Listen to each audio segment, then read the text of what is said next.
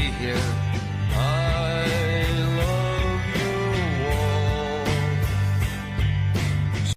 all. So hello and welcome to the Scannain Podcast. This week going for something slightly different. We're broadcasting live from the Dublin International Film Festival, the Virgin Media Dublin International Film Festival. And joining me are... Alex, Jay, and Ronan. And this is going to be a very brief one because we're literally right between films at the moment. So we're going to ask, what have your highlights been of the festival so far? Alex. My highlight is a film I was really looking forward to, Paolo Sorrentino's Loro, which I liked a lot more than I thought I was going to. I'd heard kind of mixed things about this, kind of because it was released in two parts in Italy, so it was kind of hard to gauge whether or not, what the actual reaction was. But I really liked it. It was... It's sort of the story of Silvio Berlusconi in a particular period in his life where he wasn't in power, but the way it sort of sets it up I thought was fantastic. They focus on a character who's sort of, he's a bit of a pimp, I suppose, and he starts assembling a cavalcade of beautiful women who are all themselves fascinated by this idea of spending time with Berlusconi. But the first hour of the film, there's no Berlusconi. Everyone's just talking about like this character, and it's funny because they refer to him as him. Yeah, but then him. So they're like, oh, have you heard? He's got a house up there. Him. Yeah, as in him. There's a moment where one character's phone rings, and literally the name that comes across is Louis, which is him. Yeah. Loro itself being an Italian word for them that exists. So it's the idea is there's him and there's them. And the opening of the film particularly, and I think Sorrentino's got this fantastic ability to kind of find and be so stylish and over the top with things, but then sort of focus on the emptiness of that kind of style and over the topness. But he's absolutely aping Goodfellas, and at a certain point you kind of realize he's not just sort of like nodding, he's just full on like stealing, down to playing a cover of Jump Into the Fire by LCD Sound System, the song from that day in Goodfellas where the guy's racing around with 10 million things to do. And I remember thinking like, oh, this is great, and he actually later even apes a shot. It's a fantastic shot in Goodfellas of Henry Hill pointing at Robert De Niro's character, and Robert De Niro like sucks in a cigarette from the side of his mouth and like runs over, and they absolutely do that same shot. So there were all these like incredible, fantastic, exciting there's even things. like the Wolf of Wall Street bit where they explain how MDMA works in the style of Quaaludes. While the pills literally rain from the sky, just like magically. And then all of a this doctor comes, wanders through the scene explaining the love drug and the mechanics of this and to how it you. works, yeah. But it's fantastic because the first hour of the film is this crazy over-the-top Wolf of Wall Street style thing, and then it kind of comes to an immediate halt when Berlusconi's actually introduced, and you realise he's not quite what he was sort of built up to be. He's someone who's actually kind of empty and in a part of his life where he doesn't have any power, and he's trying to realise what he wants to do, and he's someone who is kind of, and a lot of it is kind of about another big political leader with bad hair and possible, sort of coming with a salesman background, but it sort of focuses on this is his main characteristic is charm, and there's a fantastic scene in it where he decides to sort of, he's a bit of to get back in the game, and he needs to get back into the game, so he opens up a phone book, picks a random name, and just calls them up and just sells them an apartment. That doesn't exist. That doesn't, none of it exists. Wow. He knows nothing about them, and he doesn't let them know who he is or anything. He just full on sells an apartment. And I think a lot of it is to do with Tony Servillo, who doesn't look anything. Great, isn't he? Yeah, doesn't look anything like Berlusconi, but just in a much better way, I think, than Christian Bale in Vice, manages to sort of like approximate this guy without being too much of a caricature. Like Hopkins as Nixon, which I kind of Exactly. didn't look anything like him, but really broad. Just nails it. And by the end of it, you're like, yeah, no, that's Nixon. Yeah.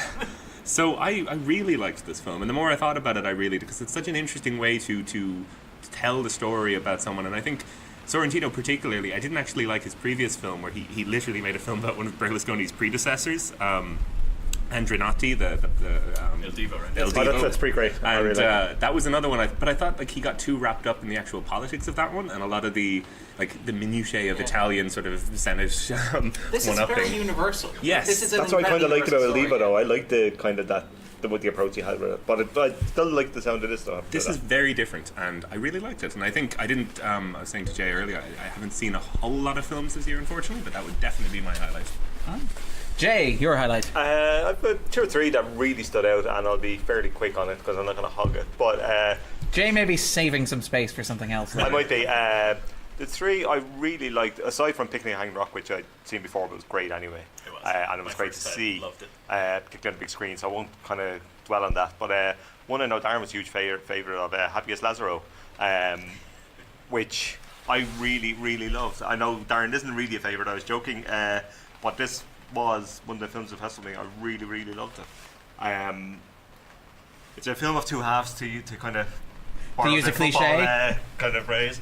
How much you'll get out of the second half really depends on how much the change and how much you kind of go with it is. But I thought it was really brilliant, and kind of moving from that kind of social order into kind of the magical realism kind of state in the second half. I thought it was done superbly well. I thought it was quite magical realist throughout, to be fair. I mean, even the establishing shots where it is when is this, what's happening? Yeah, no, but it's deliberately kind of obscure on the time, but then there are inferences with and indications mobile phones and stuff like that. But there is still a kind of a shift that does take place, and I really loved it and really went with it. So that was very much a highlight of mine. My other two then, which I loved, were What Time Is Death, Paul Dwan's documentary on the KLF and their return. This was an absolute riot. Funny, weird, strange, serious, touching, respectable, but also bizarre, about artistic integrity, about death, about how we should laugh at it maybe, and maybe not take it as seriously as we do. It's just great, complete kind of doing what Ireland does best, is making documentaries really, really well, and this is top level stuff. I absolutely adored it. It killed me. It's in no way flippant about what is a very ridiculous story. It's respectful and sort of, poking holes in it. It's deadly serious, and really respectful, which makes it, to be honest with you, because you can laugh at everything beyond that. Because it's so much. They invite you to do so. Boy, did you laugh! I sat next to Jay, and I can confirm he was inconsolable. Oh yeah, and you will think about mince pies. That's all I can say. There are so many lovely little details going on. Yeah, so many asides, little weird kind of mini stories and visuals that are going on. And it's an extremely efficient 82 minutes. Doesn't waste a second. No, it doesn't. Paul Dwan knows exactly what he's doing. Yeah, and he knows what he wants out of film. It's quite possibly my highlight of the festival so far. Yeah, that Lazzaro, and the last one I mentioned is Purest White, which Darren has seen as well. Yes, and Darren actually liked this one. This was absolutely terrific. I wasn't a major fan of A Touch of Sin. Does A Touch of Sin? It's a kind of a 3-story kind of structure, which kind of inconsistent. I think is the right title. Some very good stuff in it, but didn't quite work as a whole for me. This very much did. It was about 2 hours 10 minutes, maybe 2 hours 15, and it ran like gangbusters. A strange, odd little odyssey. It goes through various, the editing of the film is so smooth and so odd that you don't really understand the kind of little detours it takes along the way. It's like it's being made up as it goes along, but obviously there's an expert hand guiding it. Yeah.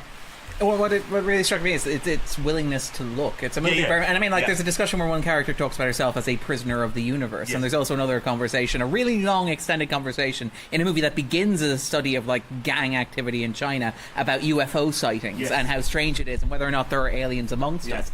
And there's a sense that the film almost, in some ways, feels like an alien cataloguing this, because there are a number of really great moments in the film that don't really necessarily add anything to narrative except theme, but feel important to it. Feel important, where the camera will just focus on things and let you draw them in. It's really good with diegetic sound. You get that sound of when music plays, it doesn't play on the soundtrack, it plays through speakers crackling in the background, and so you get this incongruous sight of people reacting to the village people, or ballroom dancing, or watching television. Village people, which happens twice. Yes.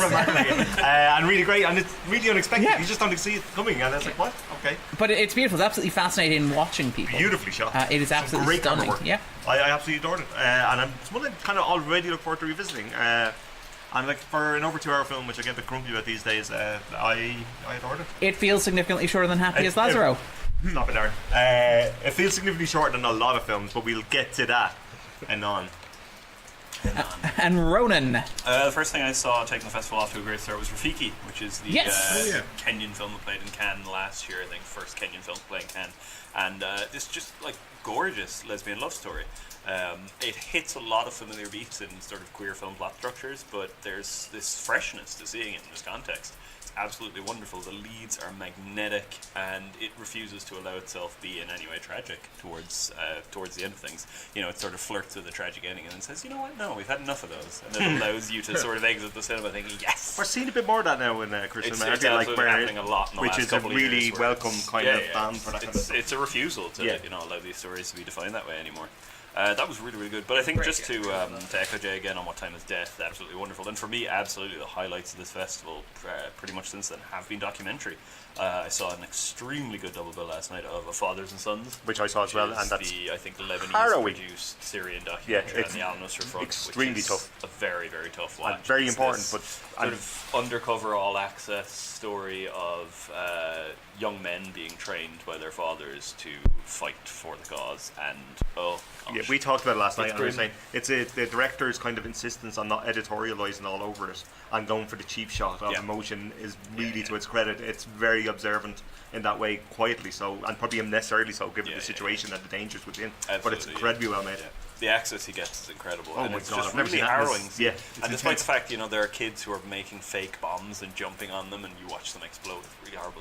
Possibly the most disturbing thing you see in it is them just fighting. Yes, and you can see that kind of trauma at large of kids just punching each other because they've no other way of getting it out of their system. What you see day in, day out. Yeah, it's wonderful. And it's really interesting. I think sort of down to cultural sensitivities more than anything else. But you never see you see some little girls, but you never see women don't point. exist in any way, shape, or form. I think there's a moment halfway through the film where you realise that there is a wife in the scene. Yeah, and gets shouted at. Shut up, woman. Yeah. And that's the only time you really realise. And it's off camera. She's off camera. It's extremely good on gender roles and how they're so baked into societies everywhere that it's just caused this kind of catastrophe that just passes on from generation to generation. It's really good, and all that is sort of under the surface. It doesn't. It's not explicit, and it allows the audience to kind of draw that from it. Really, really good. And it's weirdly good at finding humour.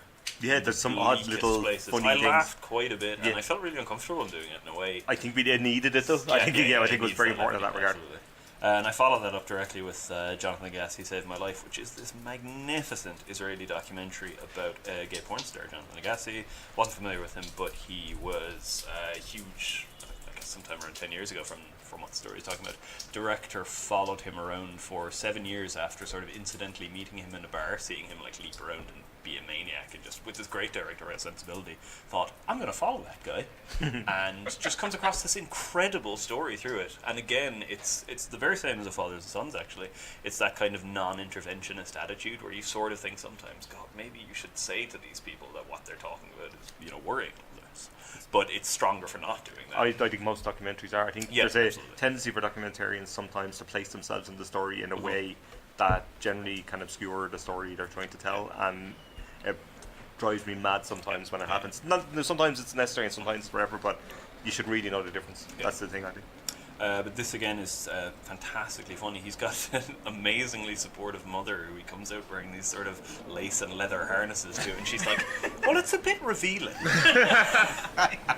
And Skyping her back home and showing her all these lovely new thongs he's bought.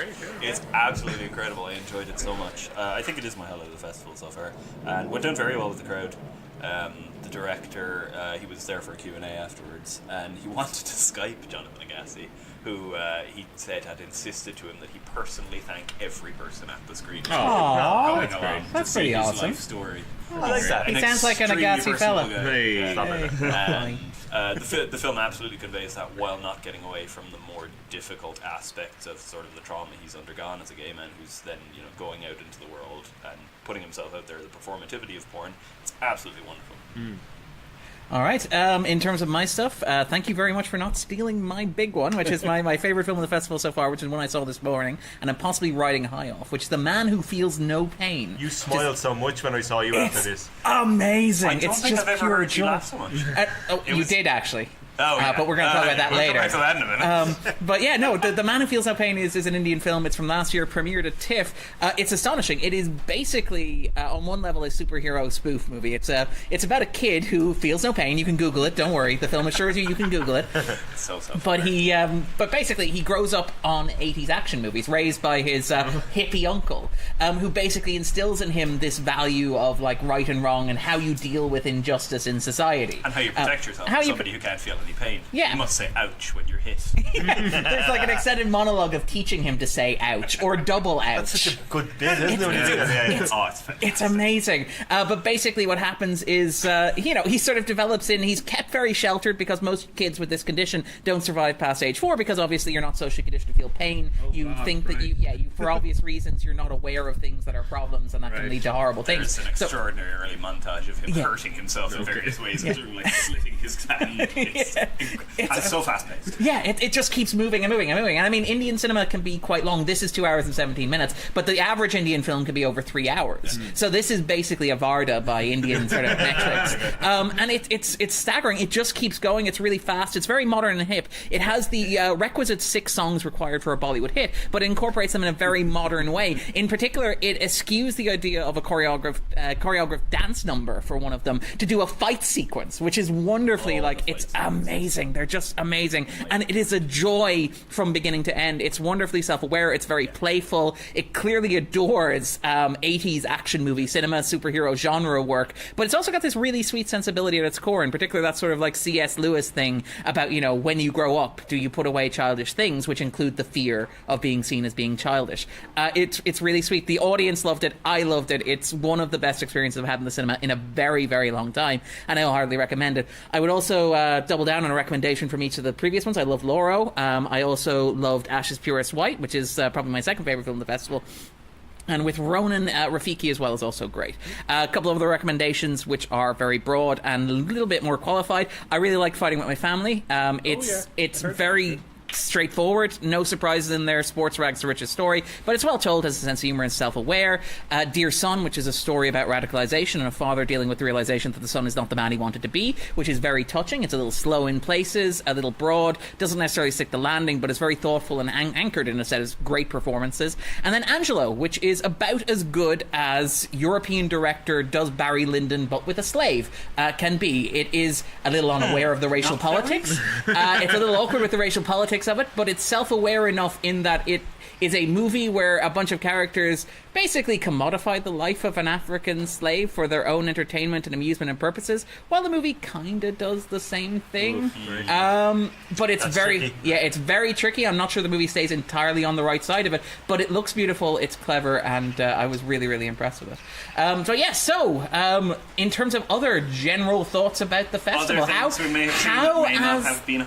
has the festival been for you guys? I feel I haven't seen I as I said, really like Loro, but I feel like I've had bad luck. A lot of the ones that I went to, I've kind of been like, oh, that was fine or not good. Like, I ran along to Her Smell and oh dear God, and then was immediately like, right, okay. Yeah. And on Thursday night, similarly, I went along to Vox Lux that I've been looking forward to, but also was like, it's not terrible. It's just, it wasn't great. Vox Lux is one of the better ones that I've seen. No, it is. It's just, it wouldn't have been. It's not good. I thought it was built up, and I thought it was going along, and this is going to be fantastic. And it's a lot of. And it was funny after seeing Loro, a good example of how style can just completely make your film soulless versus if you're playing with soullessness and style and all those other things.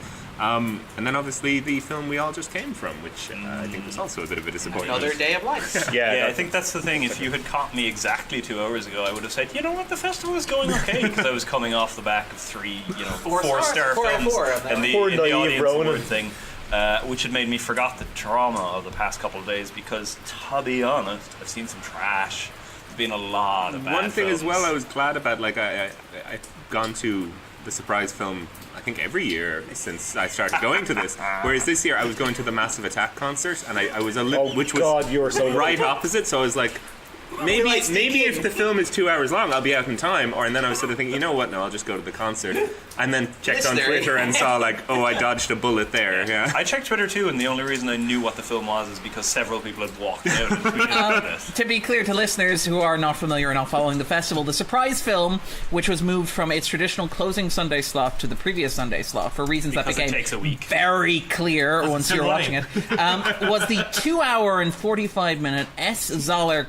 Craig Zoller movie Dragged Across Concrete, starring Vince Vaughn and Mel Gibson, in a heist movie that takes forever and is incredibly petty and mean-spirited.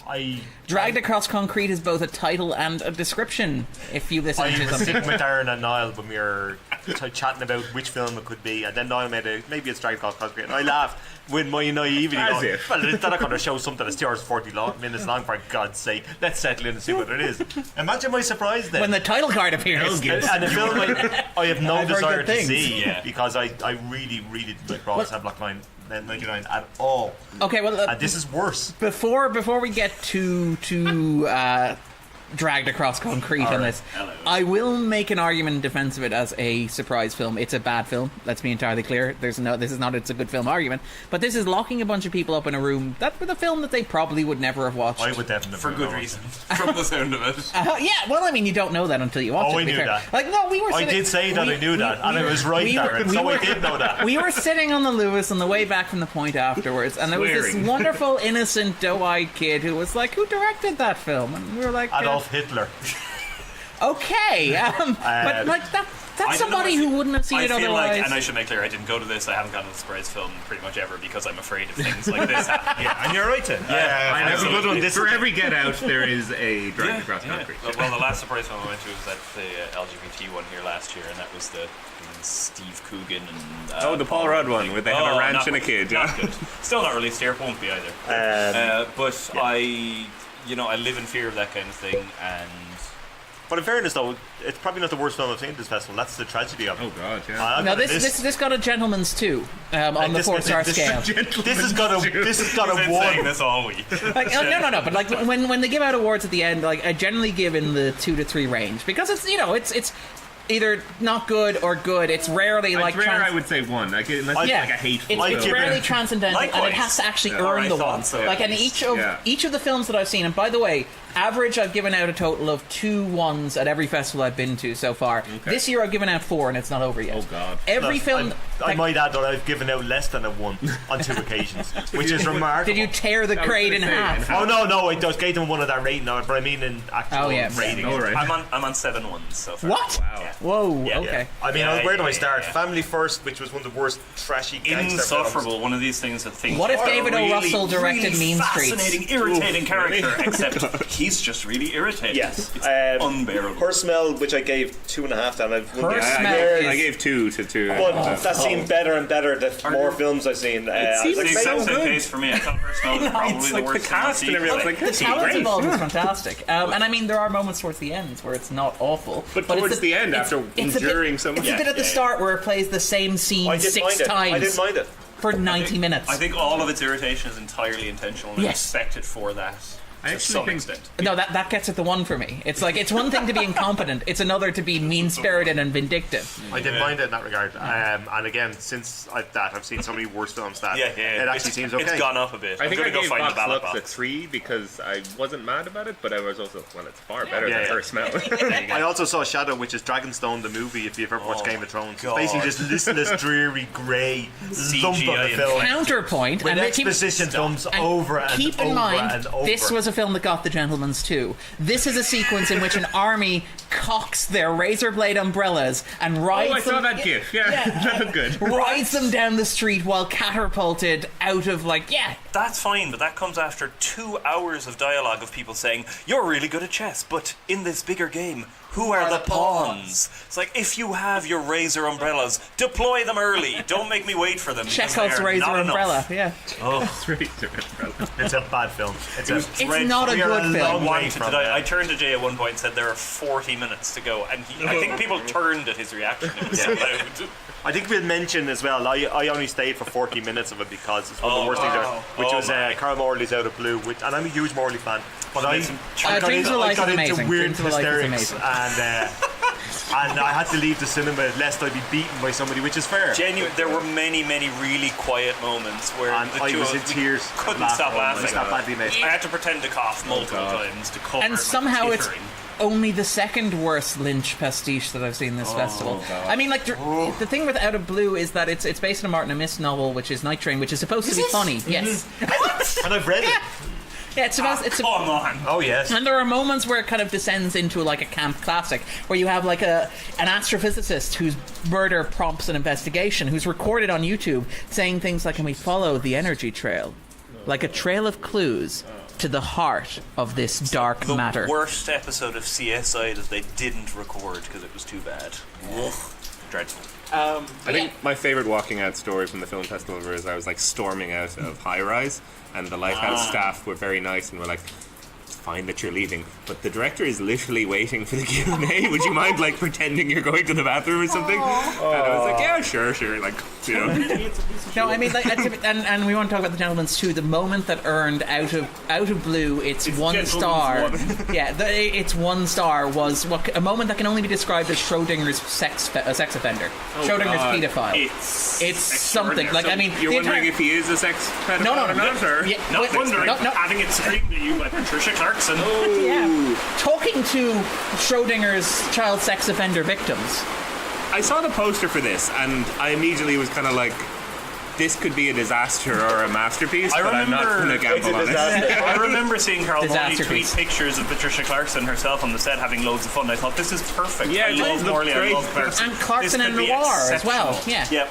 It's not exceptional. It is so heavy-handed. Detective So- Mike Houlihan, who is only ever referred to as Detective Mike Houlihan. Anyway, sorry, we should hurry this up. But Jay, what else you got? I mean, there's not much more beyond that except to say the one we saw today, Another Day of Life, which is like the worst Oliver Stone film you've ever made, matched with a documentary. And neither Just make succeeded a because they documentary, undercut yeah. each other. It's like there's sections of documentary go, why aren't they watching that film? Then we cut back to this Hollywoodization jazzy Trippy cartoon thing, which is not good. Really, really not good. The only thing down that road, sir, is hell. The script was atrocious. The delivery was not great either, to be honest. And I'd imagine the book is good, because I do imagine this is like an experienced, well-versed journalist who probably wrote a very It's effective adapted book. from Ryszard Kapuscinski's book on the war in Angola, the Civil War, which became like a proxy war in the Cold War. And the book is terrific. It's this really existential war writing. I was so excited for this film, and I think within 10 minutes we were all sort of looking at each other really uneasily, thinking this is not going to go well. Yeah. And it really doesn't. It's caught between a sort of weird biography of Kapuscinski going, he was the heroic war journalist who didn't know if he should do the right thing. And to be clear, the big moral choice that he has to make is: will he doom an entire African country, or get the byline of his career? Yeah. And it's like, why are we rooting? What's going on here? Remotely representative of things as they actually happened. Yeah. And furthermore, it's what's really frustrating is it's got these moments of interviewing these people, now, with many years down the line, and it almost has nuggets of interest there where they're reflecting back on things. Absolutely, they're in the same place. You can see a good film being made. From Also, this. it should be really pointed out that they are talking in their native language, and it cuts to this film, and it's filmed in English like it's this, remake, Hollywood remake of a European film, and it's horrible. It's grotesque. Absolutely It actually horrible. It's an insult. Sounds like the same guy did everyone's voices as well. Yeah. Sometimes, Yeah, it's like one of those things. Yeah, exactly. And every People spent so much on talking the roller English in a scope, thick Polish accent. Yeah, and every God. fascinating character, like the Karada character, was really, really interesting. And then she's kind of rendered as this sort of like beautiful, angelic love interest of the main white guy, and it was just so fucking and nude as well. Like at one point, which is very strange because there's a whole host of dead bodies of men who are clothed, and she's lying there naked, and you're like, what? That was the moment for me where I was like, oh god, she's literally becoming a dead wife in a film that 10 minutes she should not be a dead wife. 10 minutes into the film where we were in the bar and I turned around and said, "It's going to be a girlfriend interested in the next while." And lo and behold, And for like a character who's actually given scenes where she's talking about wanting to improve education in her country, to be reduced to the sad dead wife in a dream sequence was just so At least when impressive. she's given that speech where she wants, "I want to see GTA," you know she's going to die because you've seen that in many films. I know, in a narrative The film. tragic Because character. she turns to him and goes, "Will you write about me one day? Will I read about myself one day?" No. Sure, No, you will not. maybe. Yeah. Boom. I'm sorry, I got crushed by that falling fridge and anvil simultaneously. I think that does edge out her smell, because her smell is just kind of like, it was bad, whereas that's kind of nearly offensively bad. Yeah. So yeah. Just totally misrepresented. So many of films the edge out source. her smell over. And Ronan, very quickly, we are on a bit of a time crunch here. Anything you'd like to talk about that we haven't? Oh no, I think discussed? I've pretty much you're accurate. Yeah. I see where you're going with this. Yes, I've seen many films and I have a long list, so I missed the stinker of the bunch. Daze is a local production, I will say kindly, It's absolutely dreadful, and I said this before. I think I went digging through my letterbox to find when the last time I saw a film that bad was. It was 4 years ago at this festival. Oh. Also an Irish production that wouldn't have got in if not for the fact that this festival programs any Irish film. Any at all. Not any Irish film. We're going to talk about that in a moment. Yeah. Oh God, yeah. No, Daze is really, really terrible. It's like somebody sat down, saw The Young Offenders, was like, you know what, that would be good, but if it had no sense of cultural specificity or location or humour. It's this awful story of, people who are soon going to be in college, just tramping around Dublin. It's constantly got weird references to Adam and Paul. It misquotes Adam and Paul. It goes, remember that great film, Adam and Paul? Oh, me knee! And it's not doing it knowingly at all. It's beyond bad. Play it again, terrible Rick, yeah. performance. I really didn't like this, did you? I hate it. I really, really, really hate it. And I think everyone did too. I think you overheard. I overheard people, again, like Darren sitting quietly in a corner reading a book, listening to the ambient sound of Dublin City. There was Dub Days did not go down particularly well. My own horrible experiences, I know Jay has talked about Out of Blue and Alex has talked about Her Smell, both of which got the gentleman's one. My two other ones, and this is really disappointing, they're the two big premieres of Irish films, the ones that were given the Friday night gala slots. This is A Girl from Mogadishu is one, which is the Mega McGurkin one, which is not good. The follow-up to Very McGurkin, apologies. The Price of Desire, the festival opener from 2015 that was retroactively embargoed because reviews were so bad. This is a disaster. It's the story of Ephraim Ed, which is a fascinating story. She campaigns against female genital mutilation and cutting, and she's done wonderful work. She's addressed the UN. She's sort of become a sort of a minor celebrity in Ireland, raising awareness of this cause internationally, and she deserves much better than this film gives her. This film looks like it was put together by somebody who has never watched a film but heard the concept described to them. There is a moment where we fade out to black, Irish style, from a city and smash cut to an idyllic beach.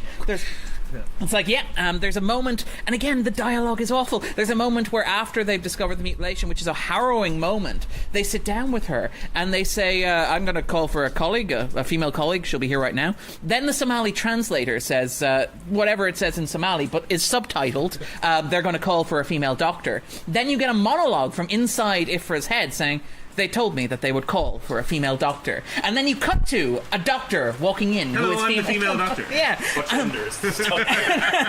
And it keeps going like this. It's god-awful. It's insufferable. It has no sense of structure. It has a memory that lasts into the previous scene and absolutely no further. There's a moment where a character shows up to threaten her just so she can lose faith, so she can gain it in the next scene where she saves the lives of two adorable children. It is god-awful. The casting is terrible. There's this weird thing where they do a sitcom wife situation with Joe Costello, where Joe Costello is played by an actor who looks vaguely like Joe Costello, but Emer Costello is played by Orla Brady, and she wanders into shot like it's some sort of cameo. They have this weird thing where Michael D. Higgins shows up to sign the bill into law, but he's played by a guy who's like 6 foot, bald. Oh my god. Oh my god. I want to see this. It is terrible. Also, last night we saw She's Missing, which is atrocious as well. It's the other bad Lynch Prestige, except it's not as good as Out of Blue, because Out of Blue is at least fun. It's playful in places. Schrodinger's paedophile aside, you could have fun with it. The issue with She's Missing is that it is like a parody of every bad indie movie that you have ever seen, contemplating on the existential mysteries of life and how horrible it is that people impose senses of self on you and how you have to struggle to define yourself in the world. It is terrible. There's a moment where Isa Gonzalez, to establish that her character is like flighty and inconsistent, she's in a house with her husband gone off to war. She's by herself. This is the first time she's had stability in her life. She's clearly not coping very well. She says to her old friend, "It's different now.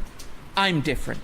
She proceeds to take a playing card, the Queen of Hearts, naturally, lights it on fire, throws it on top of a newspaper, sprinkles gasoline on it. The fire lights up. Somebody behind me in the cinema says, in their perfect Isa Gonzalez impression, "I'm different now. I light things on fire." And the movie continues in this pace. When it cut to black at the end, I whispered to myself, please God, let it be over, because the movie was so unfocused it was hard to tell. When the credits appeared, I whispered to myself, thank fuck, although apparently I didn't whisper it.